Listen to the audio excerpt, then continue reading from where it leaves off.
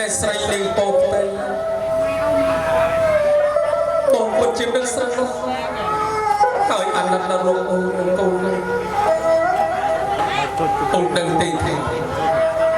ទោះបីជាប្តីខំបំពេញនឹងកិច្ចការងារទាំងឡាយណាទោះហាលក្តារហាលភ្លៀងរងាញយយ៉ាក់យ៉ាងណាក៏ដោយក៏ប្តីមិនដែលត្អូញត្អែមួយម៉ាត់ណាស់ឡើយ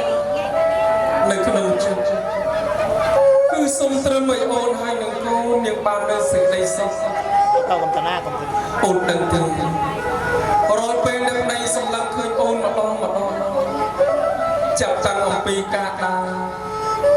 ការដេកការឈរអង្គុយ